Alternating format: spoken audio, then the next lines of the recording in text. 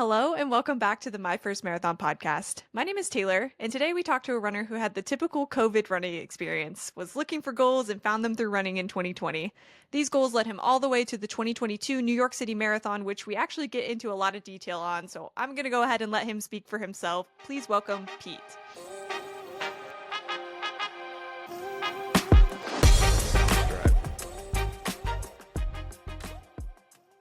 Pete, thank you so much for coming on the podcast this weekend. It's great to meet you. Hope you're having a great weekend. Yeah, great to meet you too. It's been quite a weekend. A lot of interesting things going on, but it's been good. Well, Oh cool. Well, my excited god. to hear about your story here. I want to kind of just start from the beginning, if that works for you. How did you get involved in the running world in the first place? Yeah. Well, I was one of the classic people who discovered it through COVID. So basically, I came from an environment that was like part the one person that was 150 pounds in high school that could like fill in for a role because there weren't enough big guys in the football team at my high school. Like that's the kind of environment fitness wise that I've been used to. Mm, So I never really pictured running as a thing that I would get into ever. So what ended up happening was because of lockdown, I was in the middle of a position where I was living at home still. My sister was also living at home, but she had an out because she had kind of a shotgun wedding of sorts right when the peak of lockdowns were happening, and she was off. So I was living at home and needed some sort of outlet just to get some kind of fresh air and life outside of the family kind of atmosphere, which is it's sure. great, but it has it you know how it goes, Yeah, family absolutely. dynamics and all Yeah. that. So and running became that thing. I could go outside, touch some grass, and just enjoy the environment a bit and zone out for a while. Which it started off as just a thing where I could run a couple of miles, which ended up really being like run at an 8-minute pace for like half a mile and just sort of walk and run after that, however long I wanted to. But that spurred everything, all the kinds of things that got me inspired, really. It turned into a very exponential growth from just a few miles a week to building up to the big marathon distance. But it ended up being this incredible experience through the five boroughs of New York City in 2022. One of, if not the hottest, I think, on record, if I remember Yeah, correctly. Um, definitely. so it's something that I'll never forget, and it hooked me. It really did. Yeah, yeah, for sure. So you kind of got into it pretty organically, I guess you would say. So you just like were searching for some goals in 2020, started to just kind of put one foot in front of the other. It sounds like did you have anything that you were kind of following at the time, or just were like, I'm gonna go put some shoes on, go out and run, and whatever I run is what I run for today. Pretty much that. I mean, I eventually I got to the point where I had the Nike app, which I know gets a lot of flack, but I love Coach Bennett's like trains things that Yeah. he does. So, I'm a bit of an apologist there. I didn't really have any sort of goals outside of trying to do something a little bit better than I did the last time I was out there. So, there are different courses within the neighborhood that I built up over time. You naturally have the routines that get created, and depending on what you want to run that day, you pick what distance, not really knowing what rest days were and all kinds of other stuff like that. Yeah. Um, but you just you give it a shot and see what happens, and eventually it built up to, I think I was doing like 38-minute 5Ks or something like that. Like I had gotten a 5K course down and was building up as best I can with that, but still not really knowing what pacing was or Mm, any sort of actual structure to it. So I was just running. yeah. Yeah, no, that's great. I mean, it has to start somewhere, right? So you have to start just putting one foot in front of the other, and then it can kind of spiral from there. Oh yeah. And you mentioned a race organization that you got involved with. I'm assuming like a sponsor or a charity. I mean, of some sort. Was that the motivation? Like, did you find the charity before you knew about the New York Marathon or running a marathon, or how did that all kind of unfold? Yeah, so I knew about charity bibs first and foremost. I was looking for different ways in order to try and get into the race in some sort of way because I saw all the time cutoffs and I'm like, that's cute. 250 marathon from scratch? Maybe not. Um, Yeah. so, naturally you find other ways to get in. And I think it was New York Roadrunners website that I had seen that this was a thing that had gone on. So I remember finding myself on a Facebook group, and I don't use Facebook that much anymore, but it seemed like the best thing to do to find, you know, runners out there that knew how to get in. Yeah. There's this guy from Norway that's done the New York City Marathon, I think like 45 years in a row or some Wow. crazy thing like that. But he had a group on Facebook with like a couple thousand people that I just one day was like, hey, I'm looking for a charity to possibly run the marathon for. I don't really know how this all works. And I knew I wanted to do something veterans related. Um, I just sort of asked, what kind of suggestions there were for folks that had charity bibs, and I found Homes for Our Troops through that, which is, the best that I could find in terms of actually putting the money down to the actual cause itself. They build Yeah. specially adaptive homes for folks that were wounded in action in Iraq and Afghanistan, which it fit the moment, I think, for what I was looking for and the type of fundraising that I was doing. And it was perfect because they were building a house in Cheshire, which was within an hour's drive from me. So I was able to Oh, see it cool. firsthand throughout the whole process what it was like. So I ended up finding that worked out well. The limit was technically 3,000. I think it's gone up since then. If anybody's interested for it, I think it's now up to like 3,200. But Mm, the demand for everything major marathon related it's is going up. higher. So Yeah. it is what it is. Um, but yeah, I mean they were an inspiring organization. The people that I was doing a lot of lurking and not a lot of like putting myself out there, but the people that I was seeing, put the work in for the marathons were in, just incredible to see. So it was kind of Yeah. a combination of rising tides taking up everything, and I was just floating along. Yeah, no, that's great. I've heard really great things about a lot of those charity organizations and just like feeling like you're a part of a team too, which is pretty cool. Oh So yeah, that's great. And absolutely. then from there, so I guess that this is kind of a step back before the charity, but what made you want to sign up for a marathon in the first place? Was it just like that still that place of I'm searching for a goal and I want to just find like the biggest goal that I can go for, or how did you kind of land on that? I guess so. It's when it comes to fitness, I am somebody that definitely needs a goal to like push me through. Yeah. Very much somebody that has tried to work out for the sake of working out and gets sucked into other things that are going on. If I'm busy with certain things or if my focus is elsewhere, like I don't allot myself the time as good as the average person on social media sort of suggests it's easy to do. um, Yeah, right. so for me, I had to set some kind of a goal in order to get that done. Naturally, when you're in the middle of one of the biggest lockdowns, I think, in history, and your sort of window into the world is everything you find on social media, which has its positives and negatives. We won't get into that. Um, so, you sort of see this. You see a big marathon through rose-colored glasses, and you think, why not me? And I think Right. that's a lot of people I've met sort of have that same mentality whenever they get into this. Is like, you see all this stuff happen, you see all this stuff that people are capable of doing, and one day you just decide to flick that switch from it can never be me to why not. Yeah. Life is short, so you gotta go for it. No, I love that. Yeah, just like putting it out there and hoping for the best. It's like you're gonna figure it out along the way, and as long as you kind of have faith in yourself that you are gonna do that, then why not? Yeah, why not shoot for big goals? No, I think that's great. So what sort of, you said you were doing some research and kind of going down wormholes at the time, things like that. So what sort of like training plans were you looking into? Was it the Nike Run Club app, like you were saying, or something different? It was kind of a mix of things. So I knew I needed to set something up that embedded in my schedule well. I am not a morning runner in the slightest. I am very Okay. much a night owl.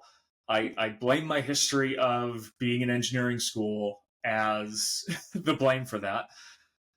So I wanted something that I could put together really well after work, after you know anything that I would need to take care of at home um, in the afternoons. So I found like a good mix of various ideas for building up the mileage and putting things together in a way that was really well. I didn't necessarily focus too much on the speed work side of things in Hmm. planning out my training. My whole goal was to have 3 days a week where I could sit down, see the mileage that I needed to do, and just take care of it. That was the main thing that I was looking for. So I looked at a mix of things off of of Pinterest, of different running vloggers and things that I've had run into, and kind of built something off of Excel that I knew I could commit to really well, and just based it off of that. And one of the other things that I did, because everything was getting back to normal in 2022, or a certain sense of normalcy, Yeah. one of the things that I did was take advantage of the fact that there were a lot of races that were happening around me in some sort of capacity. So typically, the Hartford Marathon is the big kind of big city marathon, quote unquote, when it comes to here in Connecticut. Yeah. They have a program kind of similar to New York Roadrunners or the BAA or anything like that, called HMF, Hartford Marathon Foundation, and they have races all over. But it's perfect because there's a natural progression from sort of the end of winter when everything's back to being in a normal temperature again, all the way to when the Hartford Marathon is typically on um, like mid October. So I was able to set up my races so that I could do a whole bunch of 5Ks in the springtime. They have like a set of four that you can do amongst 2 weekends in like the sort of St. Patrick's Day time frame. Sure. Um, so I could do that late spring, early summer. I could do a bunch of 10Ks that were going on, and then half marathons throughout the sort of lead up to the New York City Marathon in early November, where I think there were three that I did throughout that time, all with varying degrees of difficulty because, Yeah. you know, the heat is something. It It's definitely definitely a is. factor Yes. whenever finding races and stuff. So it worked out well. I had not just the long term goal, but the short term goals of like, getting the 5Ks done, getting to the 10Ks, finishing up the half marathons, and doing it in a way that um, would be good training for when the time came to build things up to the marathon. And it all worked out really well. Nice. Yeah, I like that. I kind of did something similar for my first one, like for sporadic races. I think it helps like to have something like that on the calendar so that the training doesn't get so monotonous. Oh, yeah, So I absolutely. think that's a great way to go about it. Yeah. And how much Yeah. time? I should have asked this a little bit sooner, but how long was your training plan from like day you signed up to when the actual marathon date was?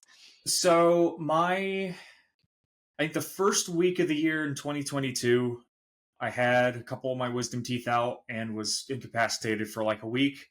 Mm, After that point, it was game on. So I started with like the sort of timed um, run walk kind of paces for the months of January and February, where it was starting out as okay, you're going to do like 1 minute walk, 1 minute run. You're going to do that for 18 minutes. mm, Or, you eventually you build up to the fact where you're doing like 2 and 2, 4 and 4, until you're eventually at a point where just for 30 minutes in succession, you're just running consistently with no walk breaks kind of thing. That's kind of where I started, which that felt like a way to build me into um, the distance requirements of the 5Ks.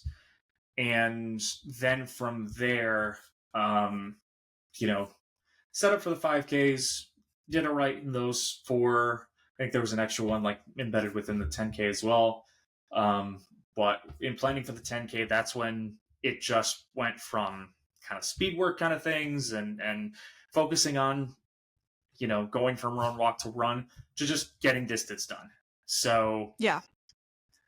I think throughout the entire training process, I did not do a run without like consistent walk breaks.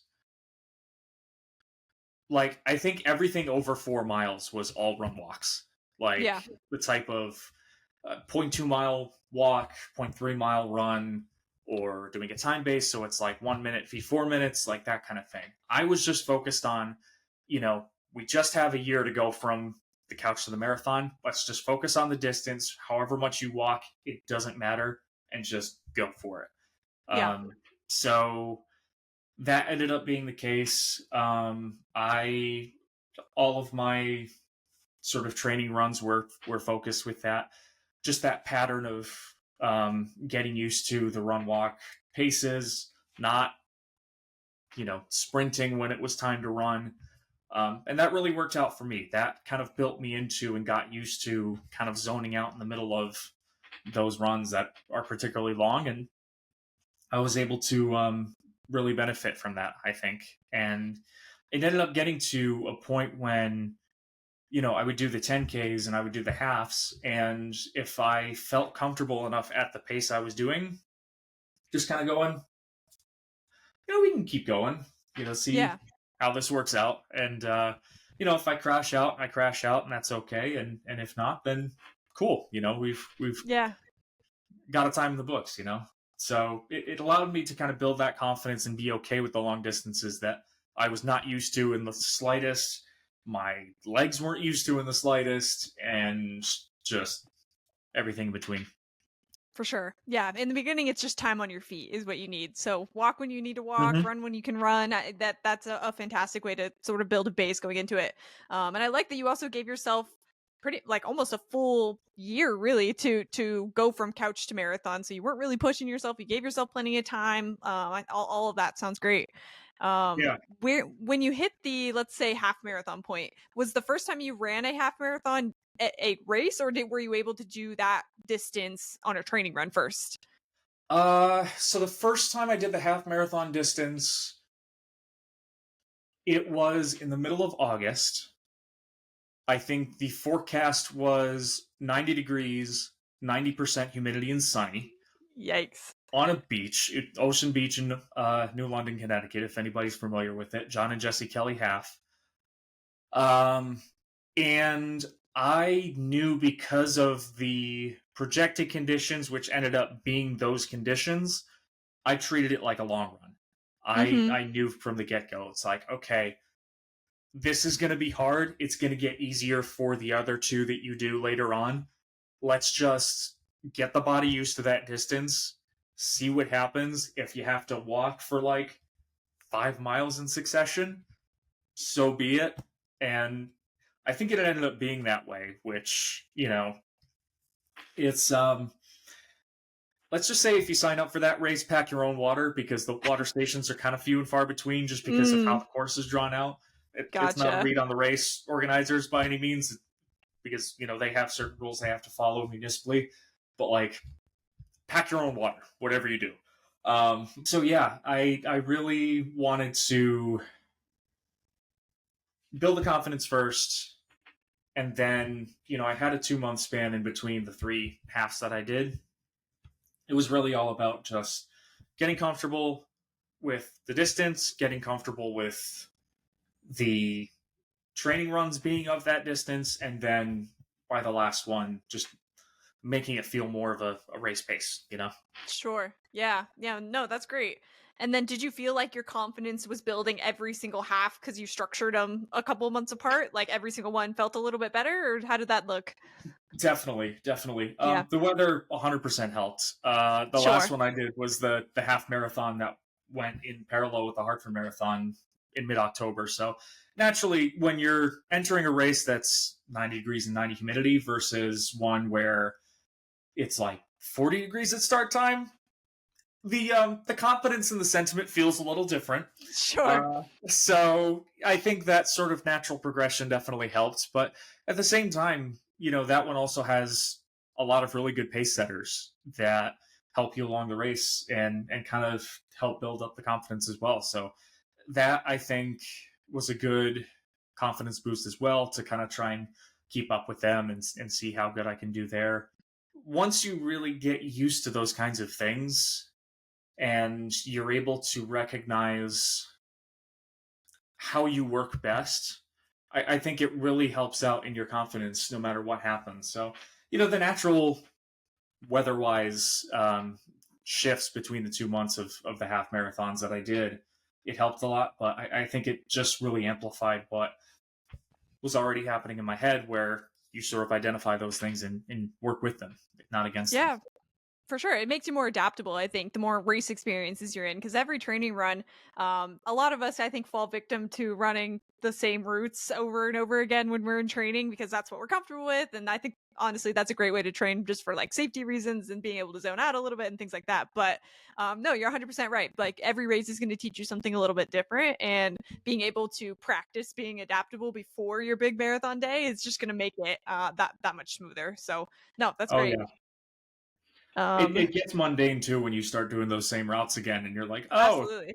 this house says this gnome again. Hello, For the anything 50th time. changes? Yeah. No. So Yeah, yeah, it's it a whole does. It thing. gets a little monotonous for sure. Um, cool. And then, I feel like for your first marathon, the most exciting part about it through training is hitting those 14-mile runs for the first time, 15, 16. You just constantly are building up. So, what was it like for you hitting those different milestones, week over week? I'll be honest with you. I think having the first 13 miler as a long run being 2 months away from the actual marathon itself, I think that's the number one thing that I saw as I was planning the training was going to be the big knock, and it most certainly was. So I think if I was to do it again, and if I was to give any advice to people, give yourself plenty of lag time between that first half and that marathon, because it hits you like a brick once you have that burnout. But eventually you get used to it. Once you have that consistent training in, you get used to it. And thankfully, it was to the point with the marathon itself that eventually I was able to, build up a couple extra miles before things were starting to hit. Once the wall was starting to really come at you. But we'll get into the marathon itself, I'm sure, shortly. Sure. So, getting a little closer to race day. Obviously, you're not local to New York City, so were you planning on going in a few days earlier, the day before? What did the logistics kind of look like? So thankfully, I was able to stay over at a friend's place, which made things logistically a heck of a lot easier. And I got in there early Friday. Saturday was spent kind of taking care of all of the expo and all the logistics of getting the bib and Sure. getting anything last minute, and just walking around and taking it all in at the Javits Center, which even when you go into an expo of a major marathon like that, it's like you're walking into Diagon Alley for the first time. You look and see all the different, not just walking up and getting your bib, but just the environment of all these different brands that are all selling stuff. Um, the official merch that, is X amount of times more expensive, but just having that, it's like getting the Letterman jacket as like an '80s movie high school footballer. It just Right. feels like you're part of a team or something. Um, and I mean, even just walking around and taking in, meeting different people, and there's always that one booth that sells gutters at every I know the expo random as ones, yeah. well. It's like, it's a bold strategy, but listen, Lee Filter, I know you from NASCAR and I know you from running stuff. So if it's Right. brand awareness you're looking for, good on you, You got it. Um, so it's just those little things and taking it all in. And I remember walking around Um, just walking around that area of, I think it's like 70th Street roughly, where all of the stuff that happens at Central Park, um, after the fact and before, where everybody's, the finish line is being built up, and you see all this fanfare and signage and everything, and you just think to yourself, wow, this city is really, um, when they talk about the New York City Marathon being like the world's biggest block party or the city's biggest block party, like you feel it, you really feel it Yeah. in every way. Yeah, So that's awesome, and you even feel it the day before, it sounds like, which is even cooler. It speaks to the energy of the whole thing. I tried to not take it too seriously because of the nerves that come with it, but I mean, you can't Yeah. help it. So eventually, I get to the New York Public Library, which is where they take all the buses in from there to Staten Island. Got to the starting village. I think I'd signed up for the 6 a.m. buses because I knew there was going to be a certain lag time that I needed to prepare and just sort of take it all in, let the anxiety kind of cast off to the side, and just be comfortable about being in the environment. I was in the fifth wave, which starts at 11:15, so it was a good 4 hour block where I could just, hang out in the starting village, geek out as all the pros were running, and take a look and see, oh, Don Nascimento is leading. That's a weird person to be leading. Oh, so that's why he's overexerting himself. Once you get comfortable and you kind of see everybody else going and starting, and it worked out really well. By the time everything came to pass, and it was my time to start taking the walk over to the Verrazano, I was a lot more settled. I wasn't kind of racing all over the place, and made things a lot more calm, comfortable, collected, and it was ready to go. Ready to go. Very exciting. Yeah, the whole build up to the whole thing, like it sounds like it adds to the experience, whether in a positive way or a negative way. But either way, it adds to the overall energy of the whole thing, which is fun. Oh yeah, So and you let's walk through the race. I want to hear like about maybe the first 10 miles or 10 to 13 miles of the race, if you want to kind of break down the first half for us. for sure. So it was the hottest on record, but it was kind of in a weird way. Really, when I had started, things were starting to cloud up a bit. So there was a bit of a break from the heat that you could definitely feel in the starting village. I think it got up to about 75 degrees, which, when you're in the city and it's the hot sun and you're running a very long race, that feels like 110. Um, but thankfully, starting off, things had started to cloud up. I think there were some sprinkles that I got entering into Brooklyn, miles 3, 4, 5. So really, it was all about getting that rhythm together Yeah, and just sticking to the plan that was at play. What I wanted to do was having a time to run for zero point 0.4 miles and then walking zero point 0.1 miles. That way, it was just, you know, ideally 52 rounds of running and walking. Had it all mapped out. Each half mile was just this methodical pattern that no matter what was going on, I knew that was the plan to stick to, and yeah, that was the overall goal. So that ended up working out well. I learned enough about kind of running past the water stations that I felt like I was confident that I could keep that going. The first couple water stations in Brooklyn, mile 3 and mile 4, was kind of the wake up point where, okay, the strategy needs to change a little bit. Let's try and keep going at a certain similar pattern, but when you see a water station, that's your walk break, just for safety reasons, and making sure you don't slip and fall, and your race is over before it really gets going. right. So there was a bit of a shift there, but it ended up working out well because most of those water stations are usually about a mile apart, so it really just meant an adjustment for that. I also had a GoPro with me, recording the race itself, which is still Cool. on my YouTube channel, you can see the whole 6 hours in succession, which, um, nice little background noise if anybody needs it. You get to miles 8 and 9, and then 12 and 13, you hit certain parts of Brooklyn where you get like you get the block party atmosphere a lot more. You Cool. hit those like, the 20 somethings that live in the city as their goal.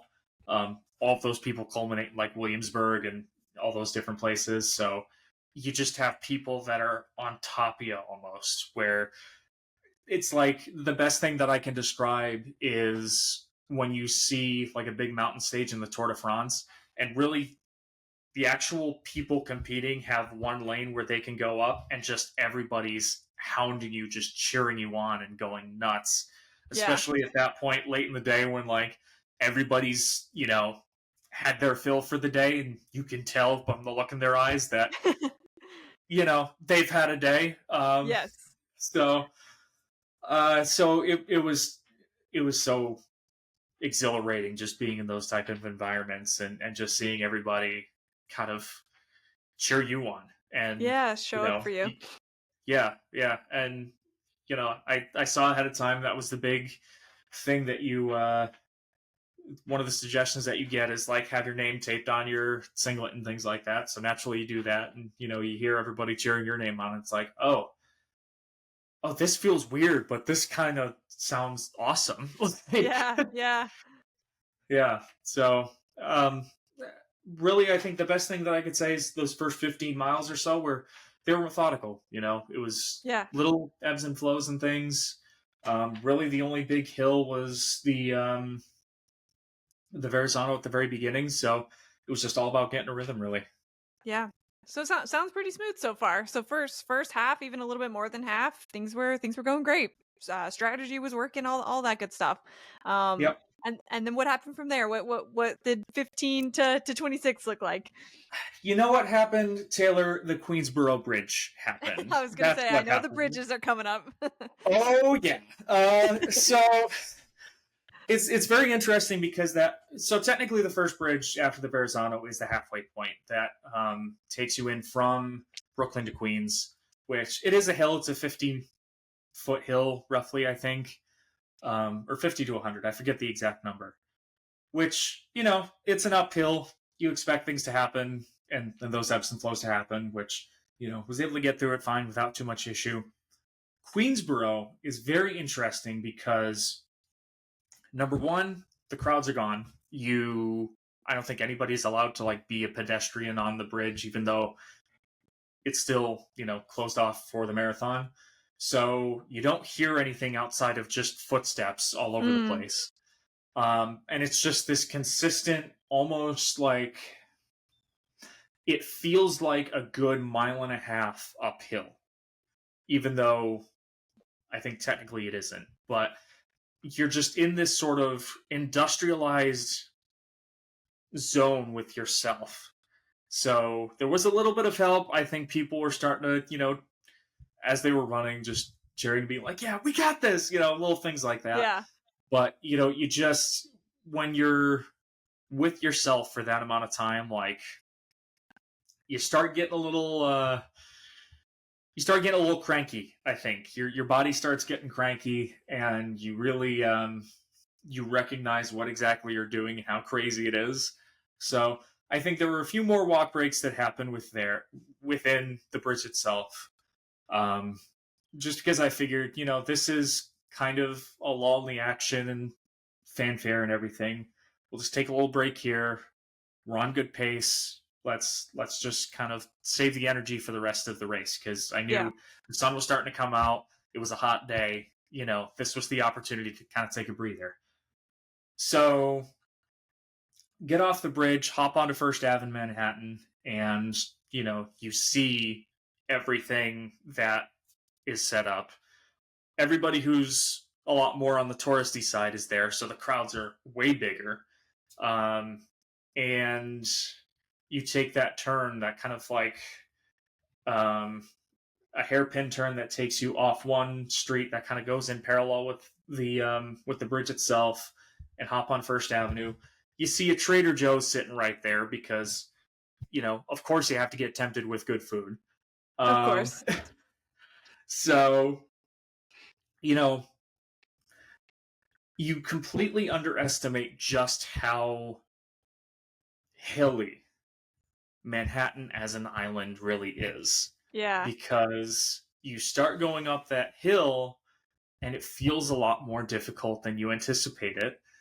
And it's so strange because you never actually understand that before. Like I've been to New York a bunch of times, like to a level where when I go, I'm no longer the tourist that wants to go to like Times Square. I'm looking for um, hole in the walls and stuff like that. But like you Yeah. never find yourself in a position where you're actually looking at the terrain at all. You just see city block and another city block, and that's it. So you crest this hill for basically the next 2 miles or so until you get Mm. up to about like 85th Street or so. And you recognize once you're starting to go downhill a little bit, like, oh, that might have been the hardest hill of the entire race. That feels weird. Um, and I think it was mile 18 and a half or so, or around the same distance as the long run was beforehand, that things were really starting to come together. Yeah. I realized that, I should have found some sort of pit stop with some extra sunscreen or something because it was feeling hot and it's beating right down on you with the sort of, the matriculating heat of being in a concrete jungle of sorts. Right, right. And you start getting worn out, and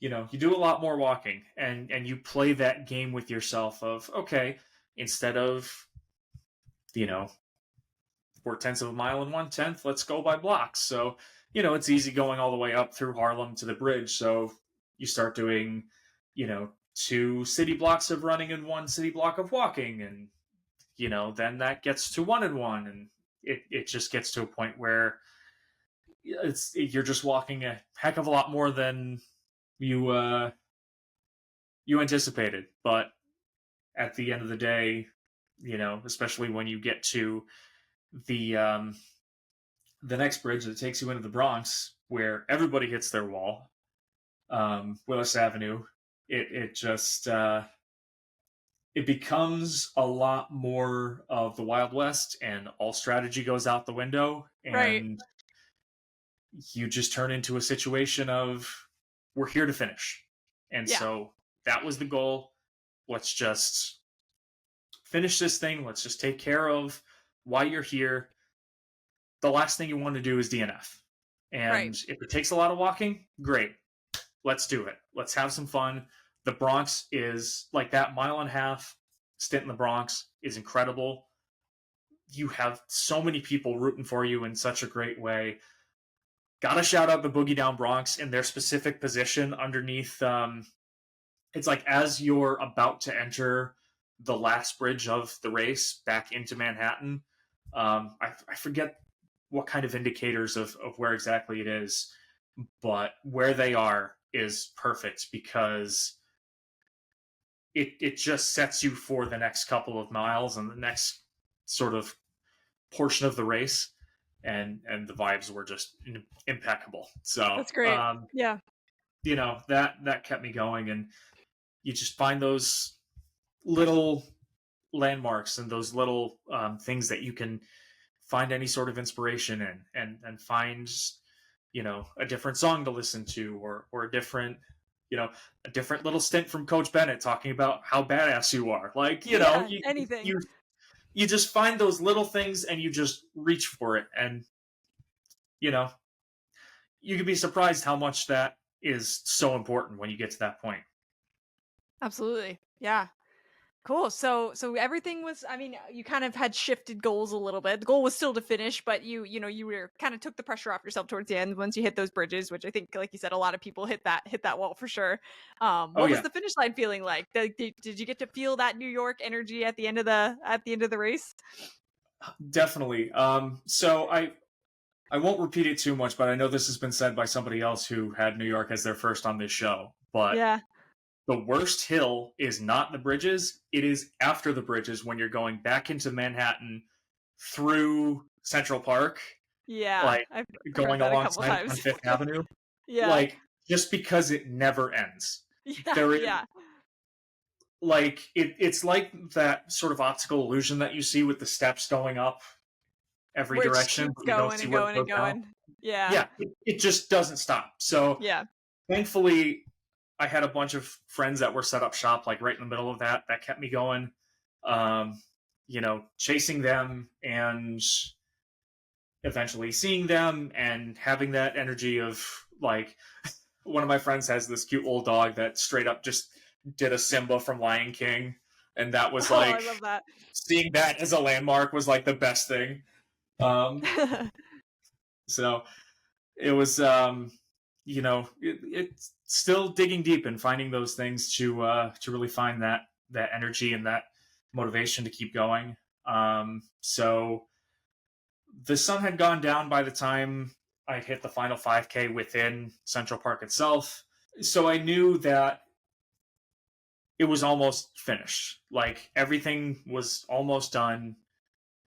You've conquered all of New York City. You've taken care of everything that you needed to take care of. And once you get into Central Park, you just have to keep telling yourself, oh, it's just a 5K now. You're just doing a 5K race. You've done that before. You got it. It was actually interesting because with about 800 meters to go, I remember it was like right in front of that stage on the final turn, before you go back into the park into the finish again, where I felt like my first serious leg cramp. Like I Mm, felt the back of my right thigh just seize up all of a sudden to the point where I was starting to limp. And I sort of took a little bit of a walk just to kind of keep my body together right. because I wanted to finish it in one piece. And thankfully, I think it was kind of a situation where I had done all of this running and walking, and I think I just saw the finish line too eagerly and started going at a pace that was a little fast in relation to everything else. And I think I just sort of jumped the gun a bit too early. Yeah. So took a break. I think 600-meter to go mark, just got back into just a nice sort of 12 and a half pace that was comfortable for me at that point, just to um, just to feel like I'd finished strong. And you see the sort of lights and everything that are in the distance for the finish line, and you start to feel that second wind that came out of nowhere. Um, for me too, I had seen all the flags that they hang up like throughout either end of the course itself, which for me, being the Olympics guy that I am, that has loved it so much, I'm like, this is it. This is like the Parade of Nations. You know that Tiesto album that you've had in your head for like ages from Athens 2004? Like, you can feel like you're actually in there. Come on, you got Yeah. it. Yeah. So it ended up working out perfectly.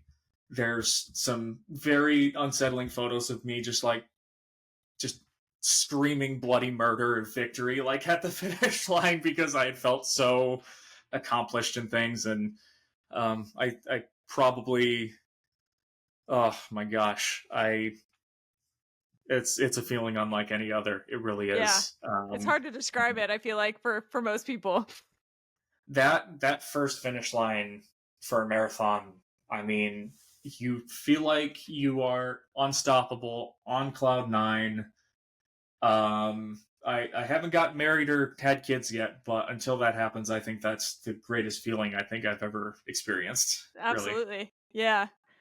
Well, cool. I mean, what an incredible first New York or first marathon and first New York experience. It sounds like for the most part things went kind of to plan, right? I mean, no major injuries, maybe a little bit of cramping, but like in terms of a first marathon experience, it seems like you lucked out for sure. yeah, yeah. All in all, I think it was things went as good as I think you do at that point. Really, Yeah. it's you can't plan for everything, but at the end of the day, you can see what's going on, adjust accordingly, and try your best to keep it going. Really. Absolutely. Yeah.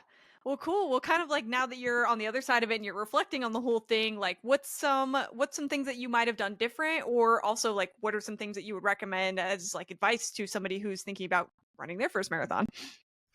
So number one, do not underestimate the marathon when you've done a half. That top of the list. Yeah. I think if I was to do things differently, I would have done more of a half and half thing where, so for me, starting in January and ending in November, I probably would have done my first half in like June, Mhm. roughly. That way you have a bit more time because that step from like 15 miles to the full 26 is so underestimated that, runner's high is the runner's high, yes, but you still need to figure out your best way of fueling and pacing yourselves and taking care of that. Number two, I mean, enjoy the moment and enjoy the people that helped get you there. I think reflecting on the whole experience, there were so many people along the way that had provided so much encouragement, um, from friends and family that are a lot more direct, and hearing you go all out about this hyperfixation with running and being like, yeah, that's cool, Peter, that's great, you know having that support as you dive into it there, the regulars you see at races all the time, the friends along the way that, I mean, the people that were in New York or traveled to New York to watch me run by a couple of times like that. The you know My friend Joe would let me crash at his place, so I didn't have to worry about the free for all of getting a hotel the night before and Yeah. after.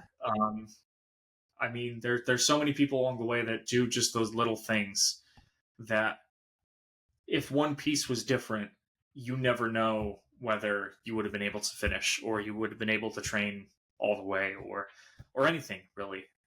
So enjoy the moment, enjoy the run, and don't take it too seriously. Really, that I think, especially with the type of environment that we are social media wise, where everybody's hopping on board with good reason. Unfortunately, a lot of the energy gets sucked into more toxic people within the space that the type of folks that will hop into the comments section from the peanut gallery and be like, oh, you're at a pace that I walk in, and Yeah. stuff like that. And the people that project their own insecurities of what their goals are that they feel like they need to accomplish in order to feel like a runner, and ultimately making things worse for other people because they've decided for themselves that that's the barrier that they need to crush, and that invalidates anybody else who hasn't done that yet. Right. Right. um so it's that's the biggest thing that you really have to do, and it's something that even through the stuff that I've done in the running space since then, I've really had to grapple with, is not take yourself too seriously and just you know enjoy the beauty of putting one foot in front of the other. For sure. Yeah. No, I think that's great. I think that's great advice. It's like a lot of people will say it, but I every time that somebody brings it up, I just want to make sure to highlight it. It's just like, yeah, don't take it so serious. It doesn't have to. These are your goals, so you can kind of Yeah. take it as serious as you need to. But definitely, you want to make it fun. So make sure it stays fun first and foremost for sure. Well, cool. Well, I would definitely want to get into what you have coming up next, but a few questions that I kind of like to ask towards the end are more just survey questions. If you've listened before, you probably know where I'm going with this, but Yeah. Yeah. always Sure. give the disclaimer with like fuel and shoes and everything. That is your own journey, so you should be doing your own thing with that. But for you personally, what have you liked for fuel? I know you said you were a Goo fan, so was there anything else that you tried and liked? Yeah. So for the marathon itself, very much doing the caffeinated goes. Yeah. And that seemed to work out pretty decently. I found that stomach wise and just how I felt doing runs and races since then, that particularly the energy ones. So they have like a strawberry watermelon, like goo energy Hmm. that is a bit less viscous, a bit less sort of stomach inhibiting, for lack of a better term, Yeah, on the whole, that I've noticed for people. That's been my main source of fuel, and just, you know, making sure to stay hydrated, whether it's um, water, liquid IV, all that kind of stuff. for So sure. that's the big fuel. Okay, sweet. No, I like all those. And then for shoes, what have you liked for shoes over time? So I am very much a weird anomaly feet wise. I have like a very high and collapsible arch Okay. that just in natural walking pace, I guess, pronates a heck of a lot. So I'm very much on the stability side of things. I did all my training through Brooks Adrenaline 22s, not really Mm, having any sort of rotation, so to speak. yeah. Nowadays, I've kind of found that balance. I still have the adrenalines for the longer runs, the easy days. But I've been able to do like Saucony Guide 17s. I just recently got, that's been my recent buy, and it's been fantastic.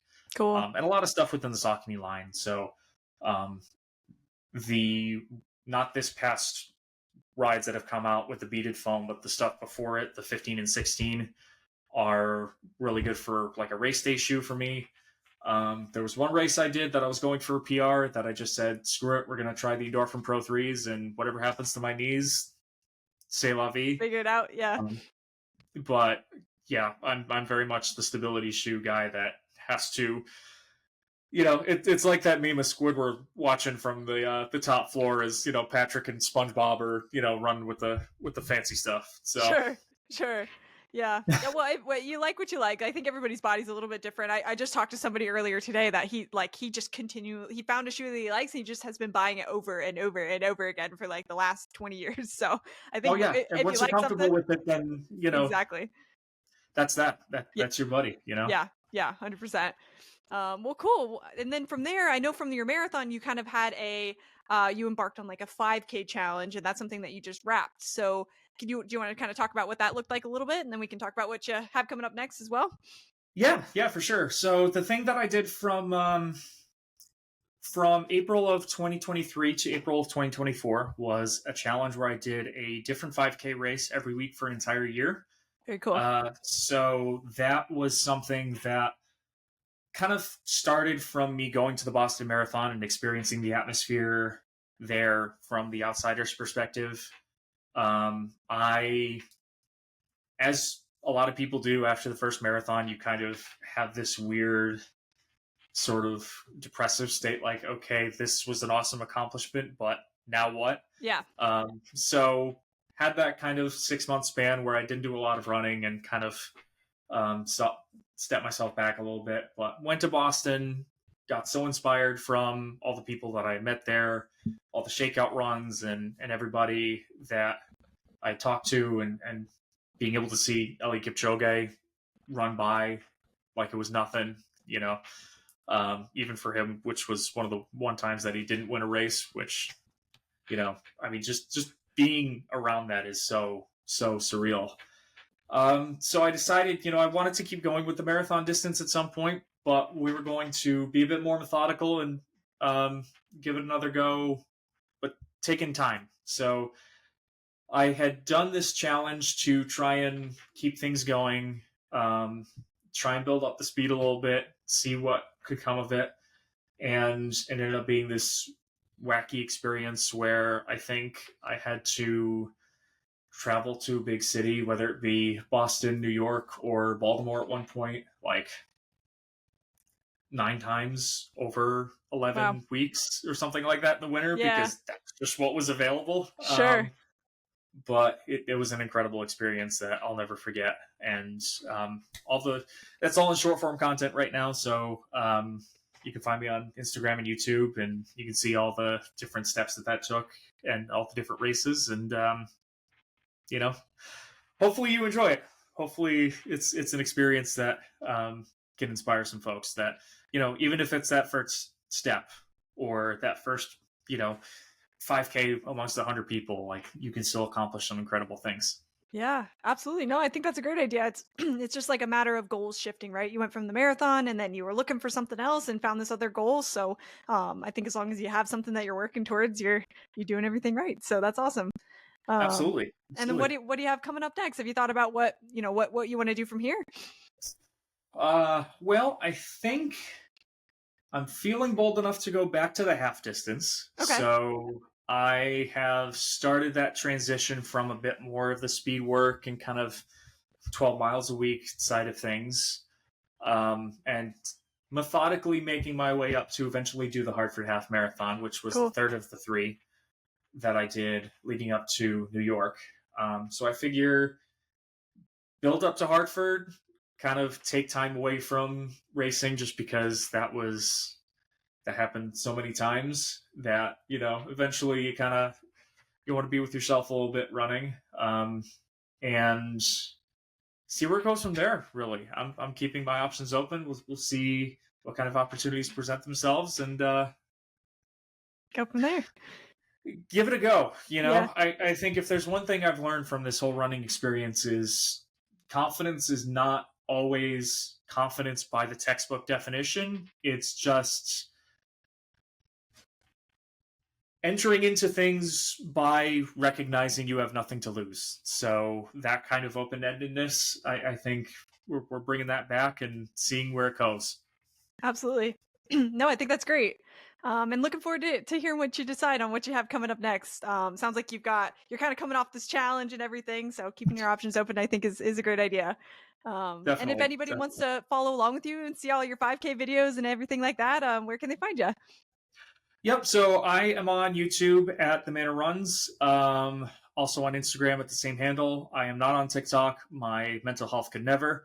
But yeah, Instagram and YouTube. Those are the places you can find me. Perfect. Well, I'll link it in the show notes as well. But I appreciate you walking through your experience there. That was awesome to walk through the whole thing. Awesome. Thank you so much for the opportunity to Taylor. This is an incredible thing that you've been putting together here. This is a great way of introducing people to the marathon distance and everything. So it's been exciting to kind of watch some of these episodes and enjoying the experience. Cool. I really appreciate that. Yeah, that's awesome. All right, cool. Well, we'll stay in touch. Thanks so much. You got it. Take care. Thank you so much for tuning into another episode. If you're enjoying My First Marathon, it would mean the world to me if you could rate and review the show. And if you or someone you know has ran a marathon and would like to share your story, I have a guest form to fill out in my bio on Instagram. That username is at My First Marathon Pod. See you on the next one.